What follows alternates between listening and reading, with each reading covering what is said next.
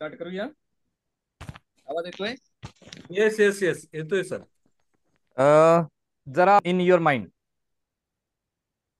ओम संगच्छध्वं संगदध्वं संवो मनांसि जानताम् देवाभागं यथा सर्वे संजानाना उपासते.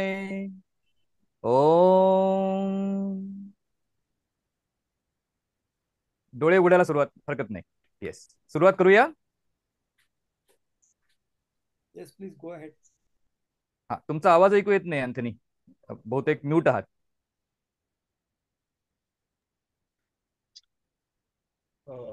Yes sir, आवाज ऐकू येतोय. हा. हा yes yes yes. Yes. Good evening and welcome to Monday musings. बिझनेसचे जे काही छोटे मोठे प्रॉब्लेम्स आहेत, कन्सेप्ट आहेत, आयडियाज आहेत, ते छोट्या उद्योजकांपर्यंत पोहोचावे व त्या कन्सेप्ट बद्दल त्यांना माहिती मिळावी, ते वापरतायत ते अधिक प्रभावीरित्या वापरता यावे म्हणून मंडे म्युझिंग्स हा केलेला एक छोटासा प्रयत्न आहे. आजपर्यंत आपण customer value proposition, vision, mission पासून, स्ट्रॅटेजी पासून, customer journey mapping, sales process अशा विविध विषयांवरती डिस्कशन्स केलेले आहेत. महिन्याचा जो शेवटचा आठवडा आहे त्या आठवड्यात आपण गेस्ट स्पीकर बोलवत असतो. अगोदर आज आपल्या जोडीला स्वप्नील सर आहेत. स्वप्नील सरांनी फोटो प्रोफाईल हेडशॉट असणं का गरजेचं आहे त्याच्यावर, नंतर सचिन दामणे आहेत, त्यांनी वेबसाईट का महत्वाची आहे त्या अनुषंगाने आज आनंद सर जे व्यवसायाने इंजिनियर आहेत त्याच्या जोडीला त्यांना एन्शंट विजडम जे काही आपल्या भारताचं पुरातन शास्त्र आहे त्याचं महत्व आजच्या जगासाठी किती महत्वाचं आहे त्याचा त्यांनी खूप सखोल अभ्यास केलेला आहे आणि ते त्या विषयावरती लोकांना मार्गदर्शन सुद्धा करत असतात. तर आज आनंद सर आपल्याला एन्शंट विजडम फॉर बिझनेस तो कसा उपयुक्त ठरू शकेल त्याच्याविषयी बोलणार आहेत. Over to you Anand sir, आणि तुम्ही इन्व्हाइट स्वीकारून कॉन्ट्रीब्युट केल्याबद्दल करतायत त्याच्याबद्दल तुमचे खूप खूप आभार. Over to you sir. Thank you. Thank you for making available the platform also. The host that spotlighted your video. Okay. आपण जी सुरुवात केली तीच एका श्लोकाने केली. आणि त्या श्लोकाचा अर्थ काय? तर त्याचा अर्थ असा आहे, संगच्छध्वम संगदध्वम. Let us be together, let us share what we get. इथे आपल्याला काय मिळणार आहे? तर नॉलेज मिळणार आहे. तर ते नॉलेज आपण शेअर करून घ्यायचं. आणि interestingly the big concept of progressive wisdom, देवाभागम यथा सर्वे. आज जे देव आहेत ते देव आहेत कारण त्यांनी पूर्वी कधी ना कधी असं केलं, जे मिळालं ते सगळ्यांनी वाटून घेतलं आणि वाढवत गेले. हा त्याच्या मागचा अर्थ आहे. तर this is what ancient wisdom is. आणि हे बिझनेसमध्ये कसं काय वापरता येतं? इनफॅक्ट आपण ऑलरेडी बऱ्याच जागी वापरतो, सबकॉन्शियसली किंवा अनकॉन्शियसली, माहिती नसताना. माहिती असलं तर it can be use much more effectively. ते कसं ते आपण बघणार आहोत. आता उदाहरणार्थ, हे तुम्ही पाहिलं असेल मी जे गळ्यात घातलेलं आहे ते. आणि हे बहुतेक जागी तुम्ही पाहाल, बहुतेक जागी हे वापरलं जातं. त्याला तुम्ही उपर्ण म्हणा, उत्तरीय म्हणा, किंवा अजूनही काही म्हणा. आजकाल जास्त लेडीज वापरतात, पण जेंट्सनी देखील वापरायचंय. इंटरेस्टिंगली ह्याच्यामध्ये एन्शियंट विजडम काय आहे? तर तुम्ही पाहाल की जो स्पीकर असतो तो स्पीकर हे असं ठेवतो, आणि जे बाकी असतात ते आयदर असं ठेवतात दोन्ही बाजूला, किंवा काढून ठेवतात. ह्याचं आणि आता इंटरेस्टिंगली आता विज्ञानाला ह्याचं कारण कळलेलं आहे. याला नाडी म्हणतात. लेफ्ट साइडची जी आहे ती चंद्र नाडी, राईट साइडची आहे ती सूर्य नाडी. when you want to do some active work, you want more energy, and that is when you require your surya nadi to be active. Speaker is the active one, so when he is speaking he should be keeping the surya nadi on, and people who are passive, they should be keeping the chandra nadi on, or both the nadis on. तर त्याच्यामुळे जेव्हा तो speaker आहे तेव्हा तो अशा प्रकारे हे करतो. आणि नाव only the science has started to get to know की how things happen. Earlier on this was thrown under the carpet. नाकाला दोन बोका आहेत, एका बोकातून श्वास घेतला काय आणि दुसऱ्या बोकातून श्वास घेतला काय, काय फरक पडतो? पण फरक पडतो. आणि आता आता आपण तो मेजरमेंट करायला लागलेलो आहोत, किंवा we have started or we are becoming capable of measuring this. And in the same way sound is measured nowadays. तर साऊंडचा इफेक्ट येतो, ऍटमॉस्फिअरचा इफेक्ट येतो, लोकेशनचा इफेक्ट येतो, वास्तूचा इफेक्ट येतो. हे सगळं आता आता विज्ञानाला कळायला लागलंय, त्याच्यामुळे लोकांना ऍक्सेप्ट व्हायला लागलेलं आहे. पण ते आपल्याकडे आधीपासून आहे. आणि ते बिझनेसमध्ये कसं वापरायचं, आणि जेव्हा ते आपण वापरत होतो तेव्हा India was having up to 68% of international trade. आज तो 2% पण नाहीये. आणि त्यावेळी ढाक्याची मलमल असं म्हटलं जायचं की एका सिंगल फिंगर रिंग मधून ती निघून जाते. किंवा इतरही बऱ्याच गोष्टी अशा होत्या. मिरी मिरी लंडन मार्केटमध्ये आपल्या वजनाला सोन्याच्या वजनाने विकली जायची. म्हणजे मिरीचं छोटी पिशवी तिच्याच वजनाच्या सोन्यासाठी एक्सचेंज व्हायची. किंवा असे अनेक प्रोडक्ट्स होते ज्यांना 60,000% प्रॉफिट मिळायचा. आणि हे जे सगळं होतं ते आपण पूर्वीच्या बिझनेसमध्ये एन्शंट विजडम वापरायचो. आणि त्यामुळे आपल्याला एक एज मिळायची. आणि ती एन्शंट विजडम काय आहे, आणि शेवटच्या स्लाइडमध्ये आपण पाहू की आजच्यासाठी काही हिंट्स आहेत का, क्विक हिंट्स. बऱ्यापैकी थिअरी आहे, नंतर प्रॅक्टिकल पाहिजे, तेव्हा तो शेवटी प्रॅक्टिकल आहे. आणि नंतर आपण क्वेश्चन आन्सर्स घेऊ. Shall I proceed? Yes, okay. तर आता एन्शंट विजडम काय आहे? तर पहिली गोष्ट म्हणजे ती एन्शंट नाहीये, ती टाइमलेस आहे. तेव्हा सांगितलेलं आहे ते आत्ता देखील तेवढंच व्हॅलिड आहे. मग ही विजडम आपल्याला कुठून कुठून येते? तर इतिहास. इतिहास म्हणजे हिस्ट्री. हिस्ट्री ह्याच्यामध्ये आलं, मेन आलं रामायण आणि महाभारत. ह्याच्यामध्ये बाकी अनेक ग्रंथ आहेत, आपण तेवढं डिटेलमध्ये जाणार नाही आहोत. त्याच्यानंतर येतं नीतिशास्त्र. वागायचं कसं, ही विदुर नीती आहे, चाणक्य नीती आहे, वशिष्ठ नीती आहे. वेगवेगळ्या लोकांनी वेगवेगळ्या वेळी वेगवेगळ्या गोष्टी सांगितलेल्या आहेत. त्यानंतर येतं ते युद्धशास्त्र. वॉर और हाऊ टू डू बॅटल. ह्याच्यामध्ये आपण बऱ्याच वेळा ऐकतो चक्रव्यूह, महाभारतामध्ये होता, अभिमन्यू त्याच्यामध्ये जाऊन अडकला. किंवा इतरही व्यूह ते कसे करायचे. त्याच्यानंतर जर आपण बघितलं की छत्रपती शिवाजी महाराजांचा गनिमी कावा, किंवा इतरही बऱ्याच गोष्टी. युद्धशास्त्र. नंतर आलं ते आयुर्वेद. नंतर आलं म्हणजे इथे नंतर आलं आयुर्वेद, म्हणजे जगावं कसं, चांगली हेल्थ कशी ठेवावी, चांगल्या प्रकारे आपलं आयुष्य कसं व्यतीत करावं, वगैरे वगैरे. आणि अर्थशास्त्र.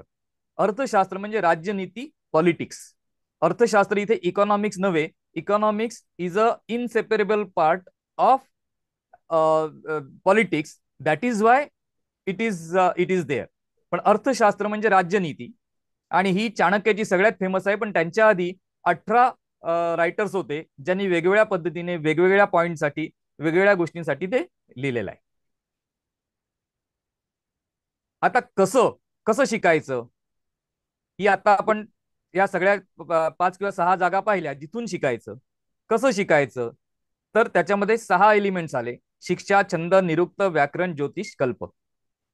शिक्षा म्हणजे ट्रेनिंग किंवा मेथडॉलॉजी. छंद, कारण all this was getting translated or transmitted by sound. So छंद म्हणजे how to create that sound, how to communicate that sound, how to receive that sound. आणि मंत्र हे सगळे आवाजावरतीच अवलंबून आहेत, वेगवेगळ्या व्हायब्रेशन्सवरती अवलंबून आहेत. तेव्हा त्याचा अभ्यास किंवा त्याची रिपिटेशन म्हणजे आलं छंद.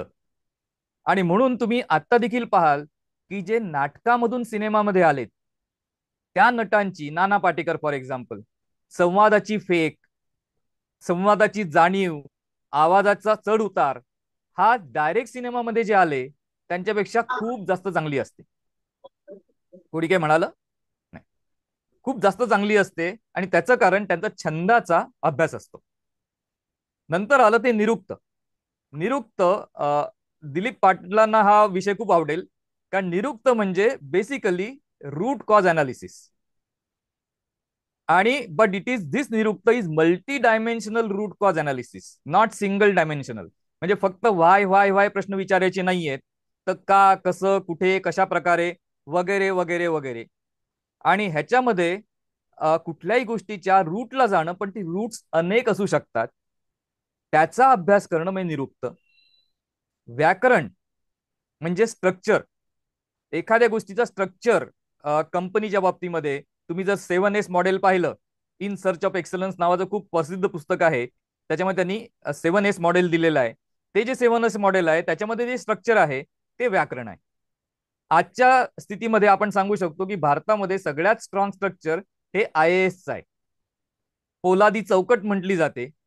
त्याच्यामध्ये कुठलीही गोष्ट गेली तर ती एका पर्टिक्युलर प्रकारेच प्रोसेसहून बाहेर पडते, त्याला म्हणतात व्याकरण. नंतर येतं ते ज्योतिष. ज्योतिष म्हणजे कोअर नॉलेज. ज्योती, ईश. ज्योती म्हणजे प्रकाश किंवा ज्ञान, आणि ईश म्हणजे इच्छा. कोअर नॉलेजची इच्छा म्हणजे ज्योतिष. आणि इंटरेस्टिंगली ज्योतिष हा भारत शब्दाला पर्यायवाची शब्द आहे. भारत, भा म्हणजे प्रकाश, रत म्हणजे in the way of. Bharat म्हणजे the country of people who are in the way of knowledge or way of light, that is Bharat. तर jyotish is in today's time domain knowledge, core knowledge, core technology, core area, इत्यादी इत्यादी इत्यादी. आणि kalpa, kalpa is another interesting part. Kalpa is ritual. कित्येक वेळी आपल्याला लोक असं विचारतात किंवा मुलं असं विचारतात, एखादी गोष्ट का करायची, आम्हाला जर त्याच्या मागचं कारण माहित नसेल तर ते आम्ही करणार नाही. आणि त्यावेळी आपण म्हणतो कारण माहिती नाही मग कशाला करायचं. आता इंटरेस्टिंगली, कल्प म्हणजे प्युअर ऍक्टिव्हिटी. कशासाठी करायचं, करायचं म्हणून सांगितलंय म्हणून करायचं. No logic, no logic to be use. आता इथे जे सगळे मॉडर्न टेक्नॉलॉजी वाले आहेत ते मला लगेच म्हणतील, अरे if without logic how can we do, how can we be blind followers. तर आता इंटरेस्टिंग गोष्ट सांगतो अजून एक, की ऍडव्हान्स कम्प्युटर टेक्नॉलॉजीमध्ये, ऍडव्हान्स कम्प्युटर ट्रेनिंगमध्ये चेस्टरटन फेन्स म्हणून एक कॉन्सेप्ट आहे. आणि हा कॉन्सेप्ट काय आहे, तर तुम्ही जेव्हा कम्प्युटर प्रोग्रामिंग करताय तेव्हा तुम्ही अशा जागी आलात की जिथे एखादं रुटीन दिलेलं आहे आणि ते रुटीन तुम्हाला कळत नाही. म्हणजेच काय, की तुम्ही रस्ता बांधताय आणि रस्ता बांधता बांधता एका जागी तुम्ही आलात जिथे रस्त्याच्या मधोमध फेन्स आहे. फेन्स म्हणजे असं जाळं तयार केलेलं आहे, त्याच्यातून पुढे जाता येत नाही. तुम्हाला त्याचं कारण माहिती नाही, कळत नाहीये, दिसत नाहीये काही कारण. तर तुम्ही काय करणार, तर ऍडव्हान्स कम्प्युटर सायन्स सांगतं की keep that fence as it is and create a road around it. Don't touch the fence till you know the reason for it, and as you go along try to find the reason, but if you do not find the reason, let the fence be. आणि याला Chesterton fence असं नाव आहे या कॉन्सेप्टला. तर ह्याचाच अर्थ काय होतो, जी रिच्युअल जी आहे ती रिच्युअल जर तुम्हाला कळत नसेल तर पुढे जा, रिच्युअल तशीच करत जा. कारण नाही कळलं तरी ते करत जा. कधीपर्यंत, तर जेव्हा तुम्हाला कळेल की ते कशासाठी आहे, आणि मग तुम्ही ते चेंज करा. फेन्स आहे ते चेंज करा, पण जोपर्यंत कळत नाही तोपर्यंत ती रिच्युअल आहे ती तशीच फॉलो करा. तर हे झालं 6 वेज ऑफ विजडम आणि त्याचा आजच्या घडीला कशा प्रकारे वापर केला जाऊ शकतो. आता आपण येतोय प्रिन्सिपल्स ऑफ बिझनेस. आपण मगाशी बघितलं की 68-70% of world trade was dominated by India. असे कुठले प्रिन्सिपल्स होते की ज्याच्यामुळे आपण ते करू शकलो आणि आज नाही करू शकत आहोत. आज आपल्याला एक्सपोर्ट करायला खूप मारामारी होते. आपले गुड्स क्वालिटीच्या दृष्टीने डावे समजले जातात. किंवा जर्मन जसं क्वालिटीसाठी नोन आहेत, जॅपनीज जसं त्यांच्या रिलायबिलिटीसाठी नोन आहेत, तसं का आपण नोन नाही आहोत. आपण काही एरियाजमध्ये आपण निश्चित पुढे आहोत, पण तरी त्या प्रकारे नाही ज्या प्रकारे आधी होतो. तर पहिली गोष्ट प्रिन्सिपल्स आणि एथिक्स. आणि ह्याच्यामध्ये लॉचा संबंध येत नाही, एथिक्सचा संबंध येतो. एथिक्सचा अर्थ असा येतो की मी जे सांगितलं ते मी केलं का. किंवा मी जे सांगितलं ते मी करू शकतोय का, माझी जी गुड्स आहेत are they able to deliver what I am promising, or am I capable of undertaking the job that I am undertaking. आणि इंटरेस्टिंगली आत्ता आत्ता मोठ्या मोठ्या कंपन्या सिटी बँक सारख्या वगैरे they are now approaching ethicist, कारण त्यांना लक्षात आलंय की फायनान्स या एरियामध्ये सगळ्यात जास्त स्कॅम्स होतात. Because top brains go there and top brains try to find loopholes in the laws that are existing.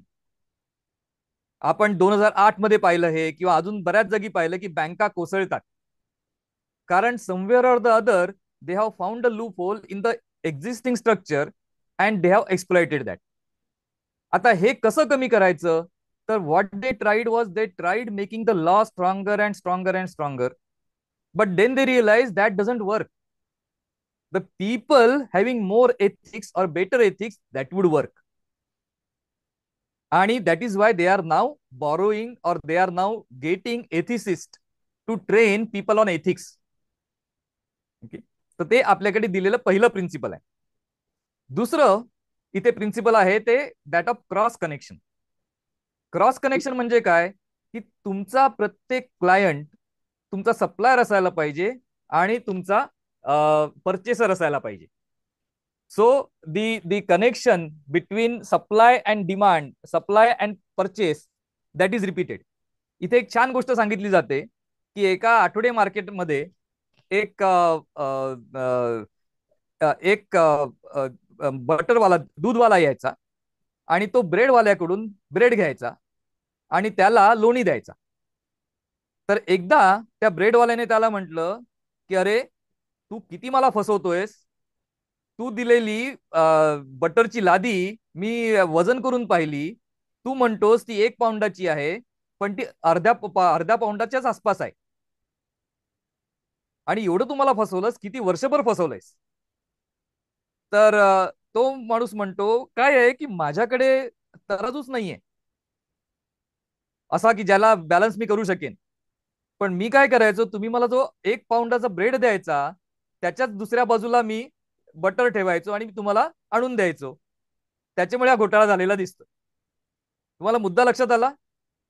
आज स्थिती अशी होते की आपण पैसे देतो, गॅरंटी मागतो, अमुक अमुकची गॅरंटी काय आहे. आता आपल्यामध्ये त्याच्यामध्ये फक्त पैसा हा रिलेशनशिप झालेला आहे, there is no other relationship.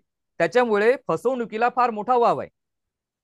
वेरॅज पूर्वीच्या काळी 12 बलुतेदार होते आणि प्रत्येक बलुतेदार दुसऱ्या बलुतेदारावरती कशासाठी ते अवलंबून होता. त्याच्यामुळे त्याने मला जर कमी प्रतीचं काही दिलं, एक तर ते गावात होणार, सगळ्यांना कळणार. दुसरी गोष्ट म्हणजे मी माझी गुड्स त्याला देतोय ना, त्याच्यावरती देखील परिणाम होणार. त्याला म्हणतात क्रॉस कनेक्शन. आणि त्याच्यामुळे सगळ्यांची नियत चांगली असायची ऑटोमॅटिकली, की माझ्याकडे जे बेस्ट आहे ते मी दुसऱ्यांना देईन आणि दुसऱ्याकडे जे बेस्ट आहे ते मला ते देईल. आणि नाही दिलं तर जाणार आहे कुठे, कारण गावामध्येच आहे किंवा पंचक्रोशीमध्ये आहे. तिसरा प्रिन्सिपल येतो, आपल्याला टाइम आहे ना. हो हो सर, आहे. हा. तिसरा प्रिन्सिपल येतो तो टेम्पल ॲज न्यूक्लियस. असं बऱ्याच वेळा म्हटलं जातं की मंदिरं कशाला बांधली, त्याच्याऐवजी रोजगार देता आला असता, हॉस्पिटल बांधता आलं असतं, लायब्ररी बांधता आली असती. पण गंमत म्हणजे temple, ancient temples well all these and more. ह्याचं एक उदाहरण सांगेन मी, की एखाद्या मंदिरामध्ये एखाद्या माणसाने काय सांगून घेतलं की मी दररोज इथे 2 दिवे लावीन किंवा दिवे लावायची व्यवस्था करीन. तर ती कशा प्रकारे केली जायची, दिव्यासाठी लागतं तूप. तर त्या 2 दिव्याला लागणार अमुक अमुक तूप, त्या अमुक अमुक तुपासाठी लागणार एवढं एवढं दही, त्याच्या लोणी किंवा त्याच्यासाठी लोण्यासाठी लागणार एवढं दही, त्याच्यासाठी लागणार एवढं दूध.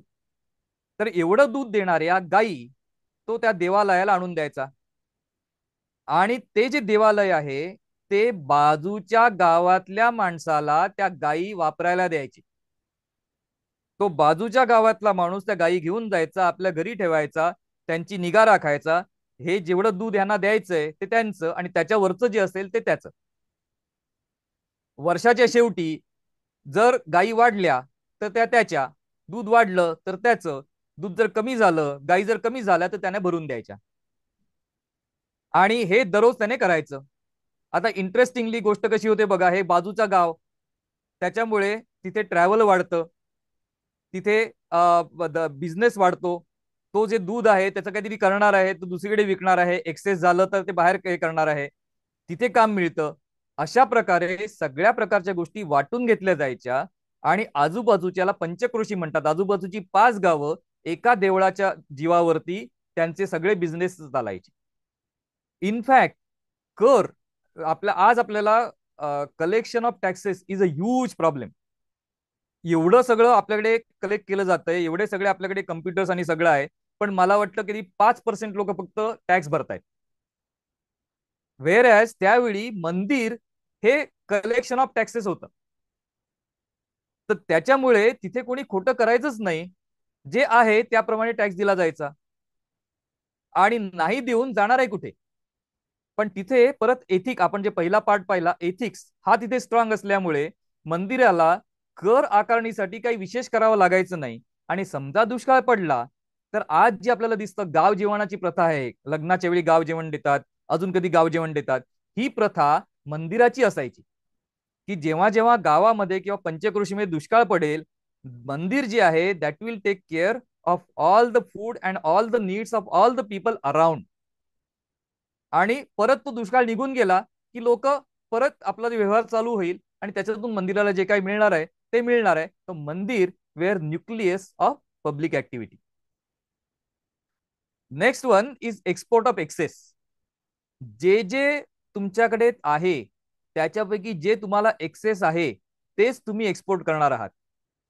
आज स्थिती अशी आहे की आज दुसऱ्याला जे पाहिजे, मार्केटिंग आहे, दुसऱ्याला जे पाहिजे ते आपण एक्सपोर्ट करतो, भले आपल्याला इकडे खायला मिळणार नाही. त्याच्यामुळे तुम्ही बघाल तर मुंबईमध्ये भाजीपाला किंवा फळं ही सगळ्यात फालतू मिळतात. तुम्ही गावात एखाद्या शेतावरती जाऊन पहा, तिथे जे तयार झालेलं असतं ते जबरदस्त असतं, पण ते फॉरेनला जाणारं असतं. ह्याच्यावरती पर्रीकरांनी, मनोहर पर्रीकरांनी देखील लिहिलेलं आहे की त्यांच्या लहानपणी त्यांचं गाव, पर्री गाव, अ, छान छान मोठ्या रसाळ अशा कलिंगडांसाठी फेमस होतं. आणि 20 वर्षानंतर ते गेले तर तिथे एकही चांगल्या प्रकारचं कलिंगड त्यांना मिळालं नाही. कारण सगळी कलिंगड एक तर ती बाहेर जात होती, आणि बाहेर गेल्यामुळे काय होत होतं की त्यांच्या बिया पण परत येत नव्हत्या. त्याच्यामुळे इथे जी लागत राहिली कलिंगड ती सक्सेसिव्हली कमी कमी कमी लेवलची होत गेली. आणि 20 वर्षानंतर जी आता कलिंगड लागतात त्यांना टेस्टच नसते. हे तुम्ही अमेरिकेत देखील पाहाल की अमेरिकेत जो आंबा येतो तो सगळा मेक्सिकोचा येतो, भारताचा जात नाही. आणि आपण तो आंबा आणि आपला आंबा जर आपण खाऊन पाहिला तर आपल्याला जमीन आसमानाचा फरक कळतो. पण हे जे आहे ते एक्सपोर्ट ऑफ एक्सेस, जे एक्सेस असेल घरच्यांना देऊन राहिलं तेच बाहेर द्यायचंय, ही इज अनदर प्रिन्सिपल. आणि then it is money. Money is not a commodity. आज फायनान्समध्ये सगळ्यात जास्त लोक असतात, आणि त्यावेळची स्थिती अशी होती की पैसा हा ट्रेड करायचा नाही. म्हणून तुम्ही पाहाल की पूर्वीच्या काळी एखाद्याचं दिवाळं निघणं सावकाराचं हे फार कमी असायचं, because he was only giving from what he had.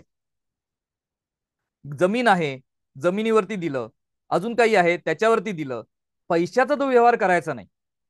आणि जो पैशाचा व्यवहार जो केला जायचा ते व्याज घेतलं की तिथे संपला तो व्यवहार. जसं आज कसं होतंय, बँका बॉरो करतात, आणि जे बॉरो करतात त्याच्यातला काही पार्ट लेंड करतात. त्याच्यामुळे कसं होतं, this this becomes fractional banking all across. तर कुठल्याही पॉइंटला एखादा माणूस जर माझी वस्तू घ्या आणि माझे पैसे परत द्या असं म्हणून जर 20% 30% लोक देखील बँकेत गेले तर बँक कोसळते. आणि हे तर मल्टिपल लेवलला होतं. तर हे पूर्वीच्या काळी नाही म्हटलं जायचं. आणि व्याजबट्ट्याचा धंदा करणारा फक्त जर व्याजबट्ट्याचा धंदा करत असेल ओनली, तर त्याला he was seen as a lower grade. Okay. आणि लास्टली पिरियडिकल क्लिन्सिंग, म्हणजे पिरियडिकल क्लिनिंग ऑफ बुक्स. तर दिवाळीच्या वेळी सगळी पुस्तकं, आज देखील चोपडा पूजन करतात, नवीन पुस्तक घेतात. ते का करतात ते त्यांना कळत नाही. ते करतात काय तर लास्ट पुस्तक जे आहे त्याच्या सगळ्या ज्या रायटिंग्स आहेत त्या कॅरी फॉरवर्ड करतात. तर तसं करायचं नाहीये. दिवाळीला सगळे आधीचे व्यवहार कंप्लीट करायचे आणि नवीन पुस्तक चालू करायचं. म्हणजे आधीच समजा तुम्हाला तुमच्याकडे कोणी पैसे घेतलेले आहेत, त्याने दिवाळीला परत दिले नाहीत, राईट ऑफ करा. पण त्याच्या बाबतीत दुसरा पार्ट असा होता की वडिलांनी जर कर्ज घेतलं असेल तर ते मुलाचं दायित्व होतं की त्याने ते परत करायचं. आणि हे जर झालं नाही तर त्याच्या आत्म्याला शांती मिळणार नाही. म्हणून पूर्वीच्या काळी दिवाळीच्या आधी सगळं क्लिअर करायचं अशी धावपळ असायची. आणि जर क्लिअर नाही झालं, जे करू नाही शकत ते पुस्तकं क्लिअर करायची आणि परत लोन द्यायला सुरुवात करायची. These were the principles of business. पुढे जाऊया. आता ऍप्लिकेशन्स. मगाशी आपण एथिक्सचं ऍप्लिकेशन पाहिलं की आता बऱ्याच कंपन्या ते करायला लागलेल्या आहेत. वास्तुशास्त्र. वास्तुशास्त्र म्हणजे स्पेस, लोकेशन, बिल्डिंग. आणि हे जे केलं जातं ते तुम्ही आजच्या स्थितीला कुठल्याही मोठ्या बिल्डिंग्स पहा, अमेरिकेमधल्या पहा, कॅनडामधल्या पहा, युरोपमधल्या पहा, बिझनेस डिस्ट्रिक्ट पहा, तर बिझनेस डिस्ट्रिक्ट हा फिक्स्ड असतो. अमेरिकेमध्ये तुम्ही कम्प्युटरच्या एरियामध्ये आहात तर तुम्हाला सॉल्ट लेक सिटी किंवा वेस्ट कोस्टला तरी सॅन होजे, सॅन फ्रान्सिस्को अशा जागी जाणं कंपल्सरी आहे. तुम्ही फायनान्समध्ये असाल तर तुम्ही न्यूयॉर्कला सोडूच शकत नाही. तर हे झालं location. Then construction of that place. म्हणजे आता तुम्ही बघाल तर न्यूयॉर्क स्टॉक एक्सचेंजच्या बाजूच्या ज्या बिल्डिंग्स आहेत त्यांना सगळ्यात जास्त प्राईम प्रॉपर्टी आहे. कारण ह्याचं असं आहे की ती जी केबल टाकली जाते ती लवकरात लवकर तिथे येते आणि नॅनो सेकंड्स मध्ये फरक पडतो. नॅनो सेकंड म्हणजे I can't even imagine nano seconds. पण त्याच्यामुळे काही लोकांना त्यांची जर बिल्डिंग त्या बिल्डिंग मध्ये तुमचं ऑफिस असेल आणि तुम्हाला जर त्या प्रकारचं कम्प्युटर एक्सपोजर असेल तर you can do trade. In that trade you can get some nanoseconds advantage. And this is what vastushastra is. Because you are next to the building where there is action, you got to be where the action is. That is the principle and that is the direct application. आणि ह्याचं एक interesting उदाहरण आपण सांगू. आणि हे game theory मधून येतं की तुम्ही चौपाटीवरती गेलात, चौपाटीवरती तुम्ही पाहिलं की एकच माणूस आईस्क्रीम विकतोय, सिंगल, एक स्टॉल आहे. तुम्हाला वाटलं वा वा बिझनेस चांगला आहे, खूप गर्दी आहे याच्याकडे, आपण पण आईस्क्रीम विकूया. तर तुम्ही कुठे स्टॉल काढणार? तर आत्ताच्या ब्लू ओशन स्ट्रॅटेजी प्रमाणे, ब्लू ओशन म्हणजे जिथे कॉम्पिटिशन नाहीये तिथे तुम्ही जाऊन हे करायला पाहिजे. पण गेम थिअरी प्रमाणे किंवा एन्शियंट विजडम प्रमाणे काय आहे, तर तुम्हाला धंदा करायचा असेल तर त्याच्या जस्ट बाजूला तुम्ही आपलं शॉप उघडा. त्याच्या बाजूला शॉप उघडलं तरच तुम्हाला मॅक्झिमम बिझनेस मिळणार आहे. तुम्ही जर दूर शॉप उघडलं तर ते होणार नाहीये. हे कसं आहे ते गेम थिअरी मध्ये नंतर एक्सप्लेन केलेलं आहे. That is a different thing. पण this is what is given. Even मुंबईमध्ये तुम्ही बघाल तर शान नहार म्हणून एक इंडस्ट्रियल इस्टेट आहे परेलला. तिथे प्रिंटर्स, 400 प्रिंटर्स एकाच बिल्डिंगमध्ये आहेत. आणि तुम्हाला प्रिंटिंगचं कुठलंही अर्जंट काम पाहिजे असेल तिकडे जायचं, 2 तासामध्ये प्रिंटिंग करून बाहेर पडायचं. आणि या सगळ्या 400च्या 400 लोकांना बिझनेस मिळतो. तर हे तुम्हाला वास्तुशास्त्र प्रिन्सिपल जे आहे ते तुम्हाला इन प्रॅक्टिस दिसतं. त्याचप्रमाणे आता पुढे येतो ते ऍस्ट्रॉलॉजी, ज्याच्यामध्ये तुमचा टाइम आणि तुमची स्ट्रेंथ, तुमच्या स्ट्रेंथ प्रमाणे, तुमच्या शक्तिस्थानाप्रमाणे तुम्ही जर बिझनेस केलात तर तो तुम्हाला बिझनेस भावणार आहे, चालणार आहे. दुसऱ्याने केला म्हणून तुम्ही केला तर ते होणार नाहीये. आणि ह्याचं उदाहरण म्हणजे तुम्ही पाहाल तर बऱ्याच जागी सोन्याची दुकानं बंद पडतात पण रद्दीवाल्याचं दुकान चालतं. ह्याचं कारण तो काहीतरी करतोय ज्याच्यामध्ये त्याची स्ट्रेंथ अलाइन्ड आहे. आपली स्ट्रेंथ अलाइन नाहीये. आपली स्ट्रेंथ जिथे अलाइन असेल किंवा आपला टाइम जिथे चांगला असेल तिथे बिझनेस करावा. आणि तो कुठला बिझनेस करावा ते ऍस्ट्रॉलॉजी मधून तुम्हाला कळू शकतं. मग आपण येतो न्यूमरॉलॉजीमध्ये. न्यूमरॉलॉजीमध्ये व्हायब्रेशन्स. तर तुम्ही जे कंपनीचं नाव ठेवता, प्रोडक्टचं नाव ठेवता, त्याची व्हायब्रेशन्स तुमच्या शक्तिस्थानाशी जर संबंधित असतील, त्याच्याशी कॉन्ग्रुएंट असतील तर तो बिझनेस चांगला चालेल, नसतील तर चालणार नाही. ह्याचं उदाहरण आपण नेहमी देतो की एक मोठी कंपनी आहे कारची, आणि त्याचं प्रत्येक मॉडेलचं नाव ओ ने संपतं. आणि त्यांनी एवढ्या वर्षांमध्ये फक्त एक मॉडेल काढलं ज्याचं नाव ओ ने संपत नव्हतं, आणि ते फक्त एक मॉडेल आहे की ज्यांना डिसकंटिन्यू करावं लागलं. तर अशा प्रकारे न्यूमरॉलॉजीची ऍप्लिकेशन्स बरीच आहेत. तुम्ही रस्त्याने जाताना देखील तुम्हाला दिसतील. आणि त्या प्रकारे न्यूमरॉलॉजी अप्लाय केली जाते. मग इथं सक्सेशन प्लॅनिंग, की आपल्यानंतर बिझनेस कसा करावा, कोणी करावा, कुठल्या मुलाने करावा, हु इज केपेबल फॉर दॅट, आणि त्याची उदाहरणं आपण नंतर घेऊ शकतो. आणि सिलेक्शन आणि प्लेसमेंट. तर आत्ता आपल्याकडे ज्या ज्या मेथडॉलॉजीज आहेत त्याच्यामध्ये तुम्हाला बॅकग्राऊंड चेकिंग हे फार महत्वाचं असतं. माणसाने कुठे काही खोटं तर बोललेलं नाही ना म्हणून. पण तो माणूस या कंपनीत आल्यावरती कसं काम करेल हे तुम्हाला सांगता येत नाही.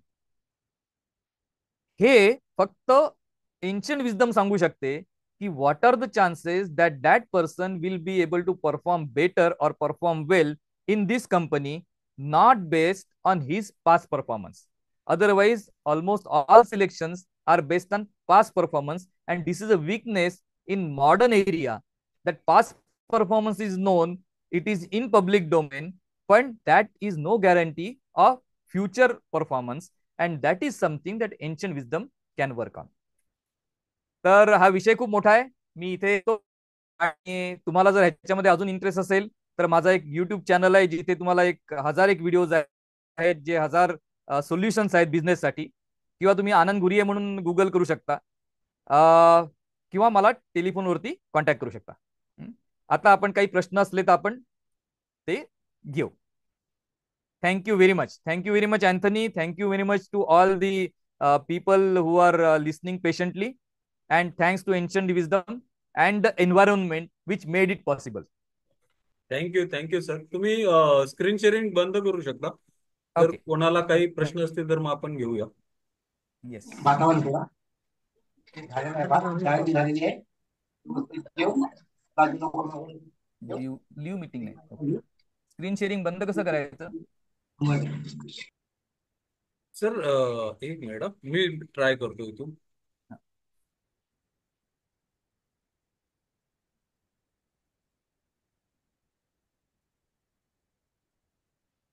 Share, stop share. हा, येस. आनंद सर, पहिला प्रश्न मीच विचारतो. जरूर. येस तर एक मिनिट या. पहिले मला म्हणजे आपण आर्ट ऑफ वॉर विषयी बरंच वाचलेलं आहे, आणि जेव्हा तुम्ही युद्धशास्त्राविषयी बोललात राईट, तर आर्ट ऑफ वॉर हे जे आहे स्ट्रॅटेजीचं बरंच त्याच्यामधून आलेलं आहे. मग आपल्याकडे हे असं असताना जसं युद्ध कसं करायचं आणि त्याचे जे काही नियम वगैरे किंवा कुणावर प्रहार करते वेळी कुठल्या गोष्टी, या सगळ्या गोष्टी असताना तो जो विस्डम आहे किंवा ते जे नॉलेज आहे ते आर्ट ऑफ वॉर सारखं का पसरलं नाही, किंवा Y has it not reach many people. तो तो पहिला प्रश्न आहे. आणि नंतर मग आपण याच्याकडे येऊया. Surprisingly 7S model is influenced by व्याकरण.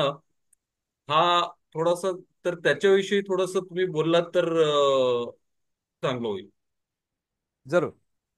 युद्धाच्या बाबतीमध्ये दोन गोष्टी लक्षात घ्यायला पाहिजेत, की ऍट सर्टन पॉइंट चाणक्य सोडून द्या, पण बाकी जागी सद्गुण विकृती हा एक मोठा गोष्ट आपल्याकडे होती, की आपल्याकडे युद्धाचे नियम दिलेले आहेत आणि त्या नियमानुसारच आपण युद्ध करणार. पण आपण हे लक्षात नाही घेतलं की अरे समोरचा जो आहे तो कुठलाही नियम वापरत नाहीये, तेव्हा तो रात्री अटॅक करणार आहे किंवा अजून बऱ्याच गोष्टी करणार आहे. आणि हे आपल्याला लक्षात येत नव्हतं, आलं नाही. आणि आलं तरी मी धर्माप्रमाणे जाणार, माझे जे रूल्स आहेत ते मी फॉलो करणार, असं होत नाही. समोरचा जर रूल पाळत नसेल, नंतर रामदास स्वामींनी नंतर म्हटलेलं आहे, धटाशी धट, उद्धटाशी उद्धट. समोरचा जसा असेल त्याच प्रकारे वागलं पाहिजे. आणि इंटरेस्टिंगली तुम्ही संजूचे जे उदाहरण दिलं ना, तर चायनामध्ये त्यावेळी कट कारस्थानं, बॅक स्टॅबिंग, आणि हे सुरुवातीपासूनच फार मोठ्या प्रमाणात होतं. त्याच्यामुळे तो तिथूनच वरती आला संजू, आणि त्याच्यामुळे त्याचं जे आर्ट ऑफ वॉर आहे ते आजच्या स्थितीला जास्त चांगलं लागू पडतं, रादर दॅन आपलं नियमानुसारचं वॉर. पण गंमत अशी की जे जिनेवा कन्व्हेन्शन आहे त्याच्यामध्ये मात्र संजूला स्थान नाही दिलेलं, आपल्या युद्धशास्त्राला स्थान दिलेलं आहे, की प्रिझनर्सला चांगलं वागवलं पाहिजे, तुम्ही वेषांतर करून दुसऱ्या देशामध्ये जाऊ नाही शकत, किंवा तुमच्या प्रत्येक कारवरती, मोटरवरती रणगाड्यावरती तुमचा ध्वज पाहिजे, वगैरे वगैरे वगैरे. या ज्या सगळ्या गोष्टी आहेत त्या आपल्या युद्धशास्त्रामधून येत आहेत. त्या world is accepting the value of this. आणि दुसरी गोष्ट अशी होती की आपल्यावरती ज्यांचे अटॅक झाले त्यांची स्थिती अशी होती की they had nothing to lose. तिथे नाहीतरी जिथून आलोय तिथे काहीच नाहीये, तिथे भुके मरणार आहोत, इथे फाईट करून मरू. Whereas those people who are inside had lot to lose, कारण त्यांचं सगळंच इथे होतं. तर कुठल्या तरी पॉइंटला हे पूर्वी झालं होतं चंद्रगुप्त मौर्याच्या वेळी, की आपण त्यांच्या मागे जायचं आणि प्री एम्प्टिव्ह अटॅक करायचा. जसा आज युक्रेनवरती रशियाने प्री एम्प्टिव्ह अटॅक केलाय, की तुम्ही न्यूक्लिअर गोष्टी ठेवताय, आत्ता ठेवताय, 50 वर्षानंतर तुम्ही आमच्यावरती अटॅक कराल, तसं होऊ नये म्हणून आम्हीच आता अटॅक करतो. अशा प्रकारचं आपल्या कधी कधी केलं गेलं नाही. त्याच्यामुळे आपण फक्त त्यांना बाहेर पळवून लावलं आणि मग ते परत रिग्रुप झाले आणि परत आले, वगैरे वगैरे, आणि असं होतच राहिलं. आणि at some point of time we started losing, but we did fight a huge for 2000 years, and there is no other country in the world which has kept its culture constant after so many attacks. So आपली युद्धशास्त्र हे उत्तम प्रकारचं होतच, फक्त आपण application मध्ये कुठेतरी कमी पडलो, कारण आपलं अंडरस्टँडिंग त्याचं कमी होतं. थँक्यू. अजून कोणाला काही प्रश्न विचारायचा असेल किंवा somebody would like to ask, please feel free to ask. Yes Suhas sir, बोला. तर थोडस एन्शंट बिझनेसच्या बाबतीत तर त्यांनी एक्झाम्पल दिलं, युक्रेन वॉर किंवा रशियाचा वॉर. पण महाभारतामध्ये अशी पण एक गोष्ट भगवान श्रीकृष्णाने केलेली आहे, कदाचित आपल्या सगळ्यांना माहिती पण असेल. तो जरासंधाने जवळजवळ त्याच्यावर 17 वेळा स्वारी केल्या, परंतु प्रत्येक वेळी जरासंधाला भगवान श्रीकृष्ण सोडून द्यायचे. ह्याचं रिझन माहितीये तुम्हाला? ह्याचं रिझन अतिशय उत्तम आहे. त्यांनी पहिल्यांदा तो पहिल्या स्वारीमध्ये पण जरासंध हरवल्यानंतर तू मारू शकला असतास भगवान श्रीकृष्ण, पण तो तसं करत नव्हता. का? कारण जरासंध परत जायचा, सगळ्या दुष्ट लोकांना एकत्र शोधायचा, परत यायचा, भगवान श्रीकृष्ण परत त्यांना मारायचे. असं करत करत त्यांनी 17व्या वेळी मग भीमाकडून त्याला मारावं लागलं. कारण भगवान श्रीकृष्णाला प्रश्न पडला होता, मी या सगळ्या लोकांना कुठून शोधू, दुष्ट लोकांना एकत्र आणण्यासाठी. तो Jarasandh was a person who bring all this दुष्ट शक्ती एकत्र. Thank you. Thank you. Great. Thank you Suhas sir, thank you.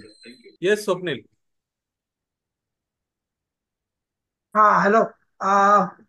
चांगलं प्रेझेंटेशन झालं. खूप नवीन नवीन गोष्टी. जरा मला ना एक गोष्ट, तुम्ही जी मनी नॉट कमॉडिटी हा जो पॉइंट टाकलात ना, तर ते म्हणजे पूर्वी कसं होतं ना, तुम्ही बकरी विकताय, मी कोंबड्या विकतोय, तर तुमची एक बकरी घेणार, मी 4 कोंबड्या देणार, असा ट्रेड व्हायचा, राईट? म्हणजे the money ray actual currency was not exchange.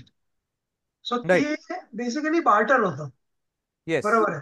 Yes. So आता काय झालंय, बार्टर हा शब्द आहे ना डायल्यूट आणि म्हणजे अगदी अब्युज झालाय.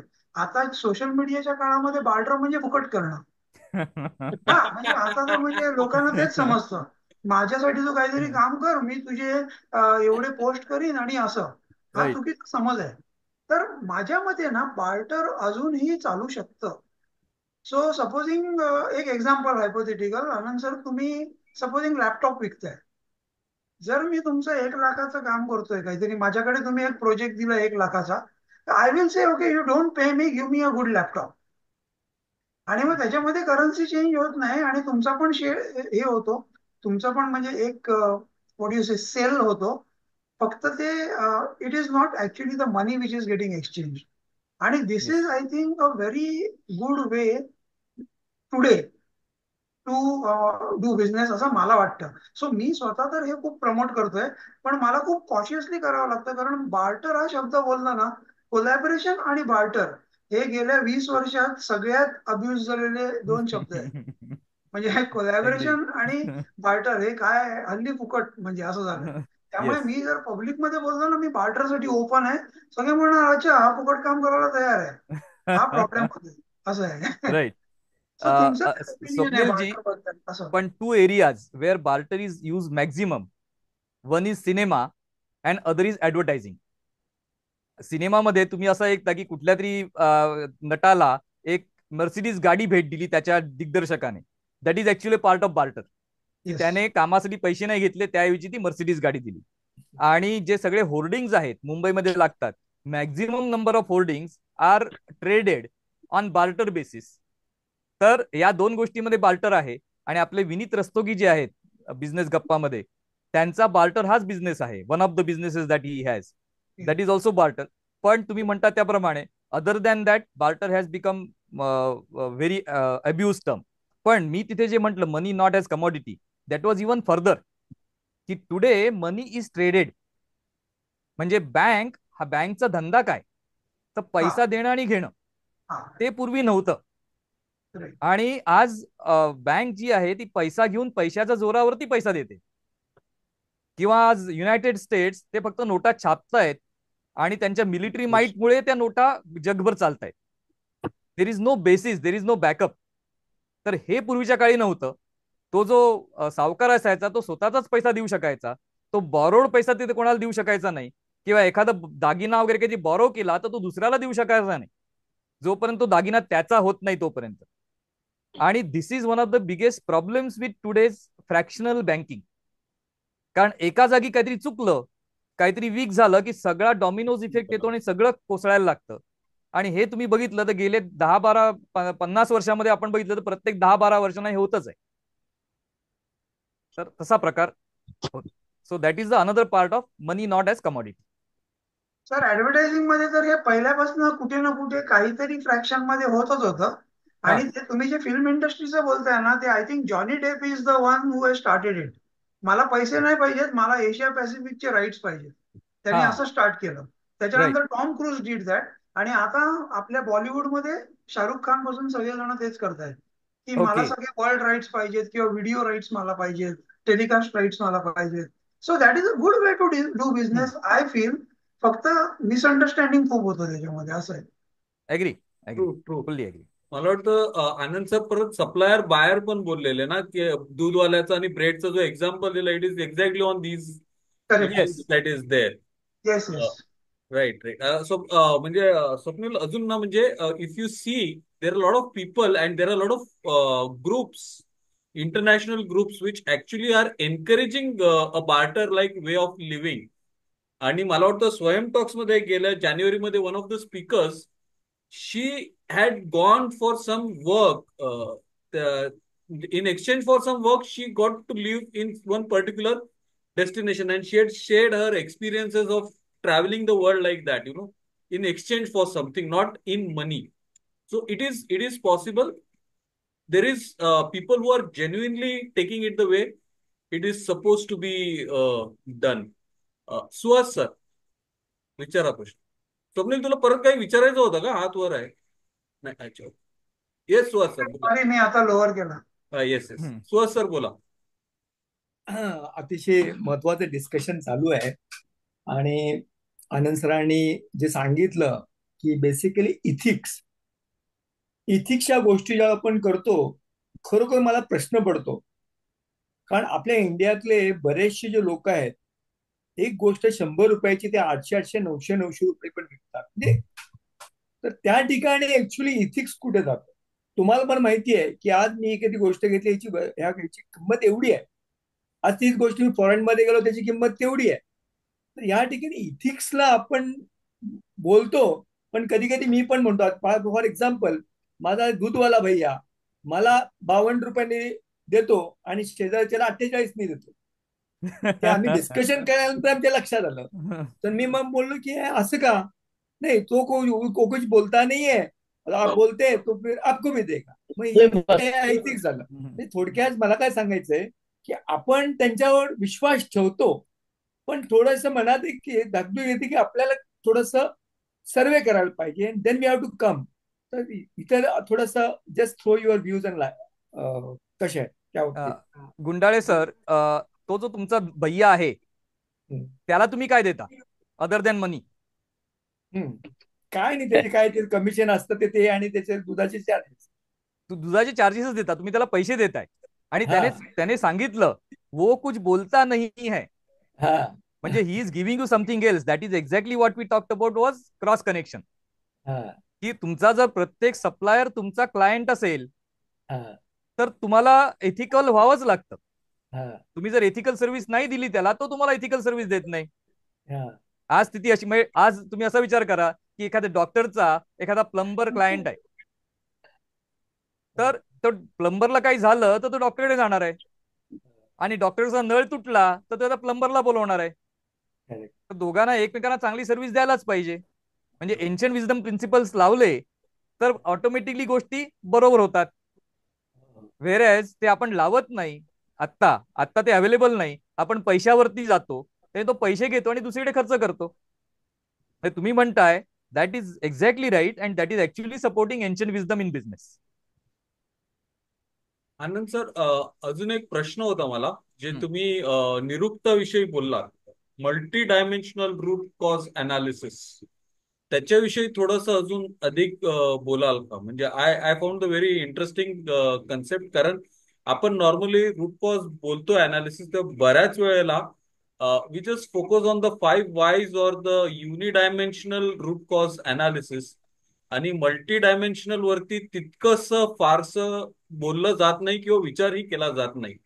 I think Yes. That's a very interesting concept. तर त्याच्याविषयी थोडंसं सांगाल का अजून? जरूर. हे जे निरुक्त शास्त्र आहे त्याचा एक्सप्लॉयटेटर किंवा त्याचा वापर करणारा यास्क म्हणून होता. त्याची पुस्तकं आहेत आपल्याकडे. आणि त्याचं म्हणणं असं की प्रत्येक जागी प्रत्येक शब्दालाच किंवा प्रत्येक गोष्टीला त्याचंच एक स्ट्रेंथ असते, आणि that is cause as well as effect. म्हणजे ह्याचं एक उदाहरण म्हणून सांगेन मी, की आपण ऍक्सिडेंट झाला तर त्याच्यानंतर आपण नेहमी मागे मागे जातो पोस्टमॉर्टेम, की कशामुळे झालं, काय झालं, असं झालं, हम्म. तसं झालं. ह्याच्याबद्दल एक Sure. छान पिक्चर आहे सली म्हणून, मला वाटतं, येस येस, की राईट. ज्या माणसाने विमानाचं काही फेल्युअर झालं, इंजिन फेल्युअर झालं, तेव्हा हडसन नदीवरती ते मिरॅकल ऑन विमान हडसन, उतरवलं. हो, मिरॅकल हो. ऑन आईस इट इज हा, कॉल्ड. हा. आणि ते जबरदस्त कौशल्याचं काम होतं. तो त्याच्याकडे 45 वर्षाचा एक्सपिरियन्स होता आणि फक्त 20 सेकंदाचा टाइम होता विचार ओके. करायला.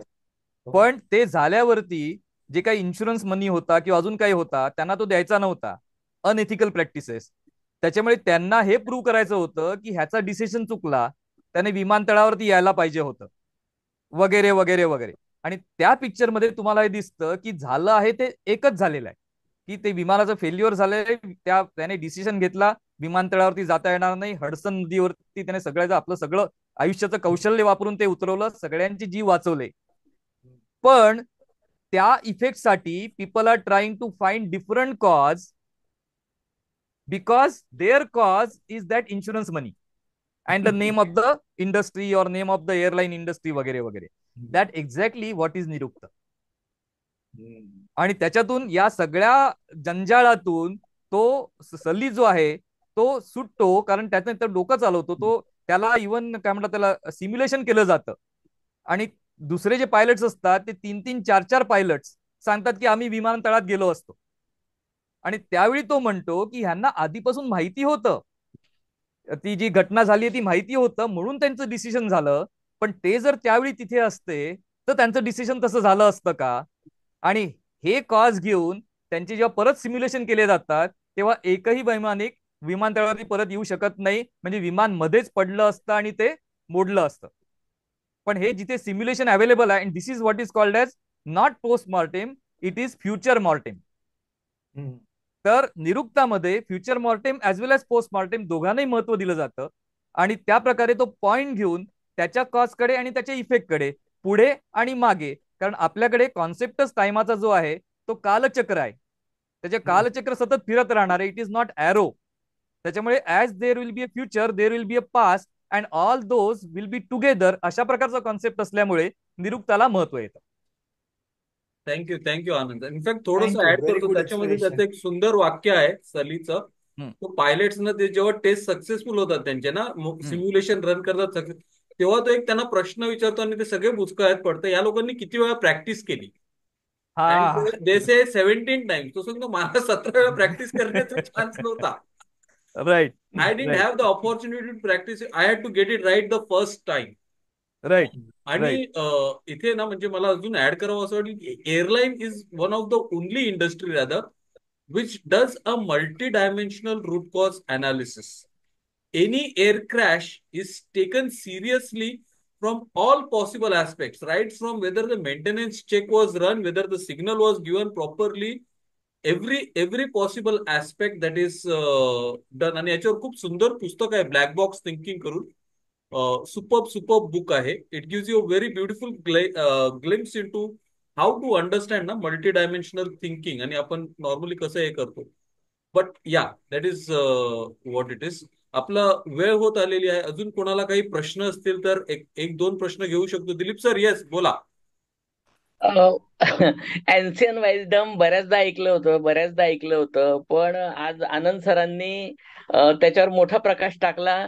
त्यांचे प्रिन्सिपल्स एवढे अवघड आहेत, आणि एकेका प्रिन्सिपलवर एक असं छोटस पुस्तक तयार होऊ शकतं. एवढी अगाध माहिती आहे त्यामध्ये. पण खूप खूप सुंदर माहिती दिली सर तुम्ही आम्हाला. आणि मात्र वाईट याचं वाटतं की हे जे एन्शियन वाईजडम, हे जे प्रिन्सिपल्स आहेत, हे आजच्या घडीला कोणीच वापरत नाहीत. 12 बलुतेदार म्हटला, चांबाराचा मुलगा त्याचा मुलगा चांबार, न्हाव्याचा मुलगा त्याचा न्हाव्याचा व्यवसाय करत नाही, कुंभाराचा मुलगा त्याचे मडके विकत नाही. लाजतात ते लोक, कारण थोडेफार शिकलेले आहेत. आणि युद्धाच्या बाबतीत म्हणाल तर युद्ध महाभारतामध्ये सकाळी शंख वाजवला जायचा, युद्धाला सुरुवात व्हायची, सूर्य बुडाला की परत शंख वाजवले जायचे, आणि मात्र कोणी हल्ला करत नसायचं. हे सगळे. पण आता हल्ली तर युद्ध सकाळी 3 आणि 4ला झोपेत असताना होतात. तर या गोष्टीचं वाईट वाटतं. आणि ते आपल्या रणगाड्यावर झेंडे वगैरे खूप युद्धाचे नियम आहेत, पण सगळं जे तुम्ही सांगितलं ते पाळायला हवं. निदान आपल्या देशाने तरी पाळायला हवं. आणि खूप आपलं पुरातन शास्त्र खूप अगाध आहे सर. जेवढं तुम्ही खोलात जाल त्याचं चित्र अजून प्रकाश त्यावर पडत जाईल. खूप सुंदर माहिती दिली सर. हे तुम्ही जर युट्यूबवर टाकत असाल तर मग मला बरं होईल. आनंद सरांचं चॅनल आहे सर. हो, चॅनल आहे. मी शेअर हे पण करतो टाका त्यावर, हे पण टाका. येस. आणि एक इथे सांगतो की आता त्यांनी म्हटलं की हे प्रॅक्टिकल होत नाही. हो, तर इंटरेस्टिंग गोष्ट मी सांगतो की हे प्रॅक्टिकली होतं, आणि जिथे प्रॅक्टिकली होतं ना तिथे सक्सेस मिळतो. नक्की म्हणजे मिळतो. आज मी कॅनडामध्ये होतो, तर तिथे फ्रेशको नावाची कंपनी आहे. ती फ्रेशको म्हणजे आपल्याकडचं सुपर मार्केट, जिथे भाजीपाला, फळं, अमुक तमुक सगळं कमॉडिटीज मिळते. पण ते चालतं, फ्रेशको चालतं कशाला, तर त्यांची गॅरंटी अशी आहे की कुठलंही मॉडेल, आमचं कुठलंही प्रॉडक्ट, कुठलंही फळ, कुठलीही भाजी त्याच दिवशी तुम्हाला जर कुठे स्वस्तात मिळत असेल तर आम्ही ती तुम्हाला फ्री देऊ, तुम्ही जी घेतली ती. ओ. आणि तुम्ही जर ते खरं आधी आहे. घेतली असेल तर त्याचे आम्ही पैसे परत देऊ, कारण वी विल नॉट बी अंडरसोल्ड. आणि ते करतात. तुम्ही त्यांना तसं ते आणून दाखवा, दुसऱ्याचं बिल आणून दाखवा, ते तुम्हाला देतात. त्याच्यामुळे how the commodity can also be branded, त्याचं एक उदाहरण आहे की मेरा माल है तो मैं सस्ते में ही देने वाला हूं. असं आपल्याकडे किती दुकानदार छाती ठोकून सांगू शकतात? नाही सांगू शकत. तर ते जेव्हा सांगायला लागतील ना, तेव्हा त्यांचा तो ब्रँड तयार होईल. तसा फॉरेनमध्ये तसा झालेला आहे. आणि आज देखील तुम्ही म्हणाल, आज कसं झालंय बघा, की एखादी जर्मन गोष्ट असेल तर ती आपण डोळे मिटून घेतो. ती जर्मन आहे, ती चांगली असणारच आहे. जपानमध्ये असेंबल झालेलं ते चांगलं असणारच आहे. तर त्यांनी ह्याच्यासाठी जपान 48 साली किंवा 1950 साली जपान म्हणजे कचकड्याची दुकानं असं म्हटलं जायचं. Japan was not known for quality. जपाननी अमेरिकन एक्सपर्ट इम्पोर्ट केला. हा. आणि आता today Japan is exporting 5S systems आणि कैझन आणि अजून काय काय Americans. Yes, to Americans. That is the application. Suhas sir, शेवटचा प्रश्न घेऊया आपण आणि मग येस सुहास सर. थोडस हॅलो. विचारायचं असं की तुम्ही जे कल्पा बोलला किंवा रिच्युअल्स बोलला, आता आपण कुठलाही ज्यावेळी बिझनेस चालू करतो आपण रिच्युअल्स करतो, म्हणजे सत्यनारायणची पूजा करतो किंवा छोटीशी पूजा करून आपला बिझनेस चालू करतो. आणि जेणेकरून आपल्याला काय, किंवा गणपतीचा हे करून पूजन करून आपण चालू करतो. हे इंडियातली आपली प्रथा आहे.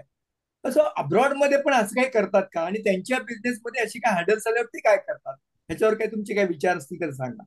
येस, अब्रॉड देखील बऱ्याच रिच्युअल असतात those rituals are more in terms of customer relationship. म्हणजे त्यांच्याकडे जो सेल असतो, फॉर एक्झाम्पल सेल हा खरोखरच सेल असतो. उदाहरणार्थ ब्लॅक फ्रायडे सेल, ते असं नाही करत की आधी त्याची वस्तूची किंमत 500 रुपये लावली, नंतर ती 700 रुपये केली, मग परत 500 रुपये केली आणि मग तुम्हाला दिली. ब्लॅक फ्रायडेला खरोखरच ते अगदी कमी करून देतात. किंवा वस्तूला तुम्ही जर बघाल तर त्यांच्याकडून वस्तू नेली असेल तर कित्येक लोक असं करतात की ज्या कुठेतरी छोटासा फॉल्ट दाखवतात आणि तो छोटासा फॉल्ट घेऊन परत जातात. तर बिझनेस एथिक आहे ते तुम्हाला परत देतात. मला एका माणसाला मी ओळखतो ज्याने आपला ऍपल फोन त्याला 26 वेळा रिप्लेसमेंट करून मिळाला. बापरे. आणि प्रत्येक वेळा तो फक्त गेला, त्याने ते प्रॉब्लेम सांगितला, त्यांनी काही प्रश्न न विचारता दुसरा काढून दिला. आणि ऍपल फोनला एनिवे सगळं बॅकअप असतोच, तर त्याने 26 वेळा ऍपल फोन एक झाला आणि त्याची ग्रेड कमी होत नाही. आपल्याकडे आपण असं जर दोनदा केलं तर तिसऱ्यांदा दुकानदार म्हणणार आहे मला विकायचंच नाही तुला काही. खरंय. तर या प्रकारे a number of practical rituals they follow. किंवा जी जी आता तुम्हाला सुपर मार्केट सांगितलं, तर तिथे तुम्हाला कधीही कधीही आईस्क्रीमचं जे हे आहे ते बंद झालेलं दिसणार नाही. आपल्याकडे मुंबईमध्ये तुम्हाला मी बऱ्याच जागी दाखवीन की आईस्क्रीमचं जे हे असतं ते फ्रीज असतो तो रात्री बंद केला जातो, दुसऱ्या दिवशी उघडला जातो. आणि त्यामुळे कसं होतं, आईस्क्रीम पातळ होतं आणि मग परत ते घट्ट होतं. आणि that will have lot of bacteria. म्हणजे तो तुम्हाला दुसऱ्या दिवशी तुम्ही पैसे देत असताना देखील तुम्हाला बॅक्टेरिया विकतोय बऱ्याच जागी. चांगल्या दुकानामध्ये म्हणत नाही मी, पण these are what are ethics. मग त्याच्यामध्ये तुम्ही देवाला नमस्कार करताय नाही करत आहात, पूजा 2 तास करताय 5 तास करताय, ह्याचा काही संबंध येत नाही. तर वर्क इज वर्शिप असं आपण म्हणू, which is a ethic which is followed in many places abroad. आणि जे हे फॉलो करतात त्यांचं एक्सपर्टीज खूप जास्त वाढतं, किंवा त्यांना आज एवढे फोटोग्राफर्स आहेत पण स्वप्नील सारखा माणूस इज इन्स्टंटली रेकग्नाइज आणि who gets assignment just on phone. त्याचं कारण त्यांची एवढ्या वर्षांची तपश्चर्या आहे. तर ती जर तपश्चर्या आपली करायची तयारी असली तर आणि तयारी असावी, करावी, कारण कुठेतरी आपलं नाव असावं, कुठेतरी लोकांनी असं म्हणावं की ह्यांच्याकडून आलेलं आहे हे, अरे this are Indian good, it is got to be having good quality असं म्हटलं पाहिजे. तेव्हा आपण ते रिच्युअल्स आहे ते फॉलो करू असं आपण म्हणू शकतो. मी एक क्विकली ऍड करतो, मला माहिती आहे टाइम संपत आलाय, पण since one topic came up ना, मला एक फॅक्ट शेअर करायचं. It is a fact.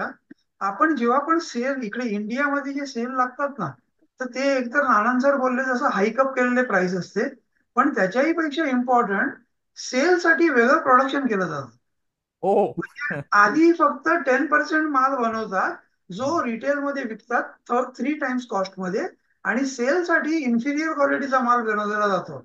So हे एक लक्षात ठेवा, म्हणून कधीही सेलमध्ये बाय करू नका.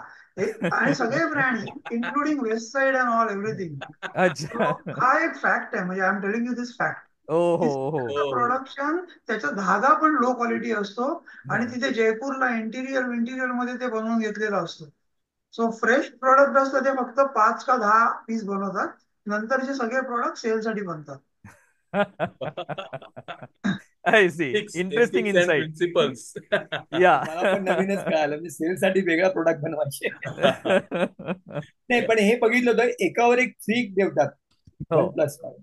हो हो हो. Yes yes. ते फ्री मिळतं, ते एक्सपायरी 2 महिन्यांनी असते त्याची. ते काहीतरी असतात काही. बघा, प्रत्येक बिझनेसमध्ये काहीतरी ट्रिक्स असणारच. त्याची एक्सपायरी 2 महिन्यावर किंवा 1 महिन्यावर असते, म्हणून तुम्हाला फ्री देतात. हे फ्री सगळं देऊन पण नशा बघत पण नाही. चढवतात.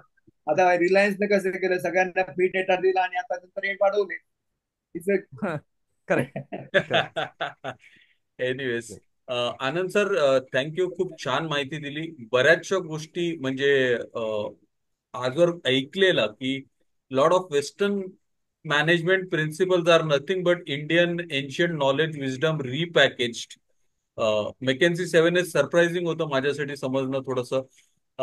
दासबोधाचा बराचसा प्रभाव, मी दासबोध वाचलं नाही पण मी बऱ्याच जणांकडून ऐकलंय की 7 habits has picked up a lot of things from Dasbodh, जे स्वामी समर्थ रामदासांनी लिहिलेलं आहे. त्याच्यामधून बऱ्याचशा गोष्टी त्यांनी घेतलेल्या आहेत आणि हे केलेल्या आहेत. तर तुम्ही तो थोडासा a lot of concept which are there, core कॉम्पिटन्सीचा कन्सेप्ट एन्शियंट विजडम मध्ये आहे. प्युअर नॉलेज, ऍक्टिव्हिटी, आणि दॅट इज बिंग यूज, म्हणजे मॅनेजमेंट पर्स्पेक्टिव्ह थ्रून मला ते गोष्टी बऱ्याचशा जाणवत होते, समजत होत्या. This is something very new for me. So thank you very much. एक शेवटची रिक्वेस्ट तुम्हाला करेन की ग्रुपवरती एखाद दुसरं असं पुस्तक which we can all read or refer to, if you can put and share, right, that will definitely add. Thank you very much and thank you everyone for joining. पुन्हा भेटूया पुढच्या आठवड्यात एका नवीन टॉपिक सहित विथ मंडे म्युझिक. थँक्यू. मी bye. लिहितोच आहे गुड नाईट. पुस्तक आणि ते 23 नोव्हेंबरला प्रकाशित होणार आहे. हो. एन्शियंट विजडम फॉर बिझनेस हेच त्याचं नाव आहे. अरे वाह, क्या बात है Anand sir. Great great great great. All जरूर. The best, all the best. Thank you. Okay. Thank you.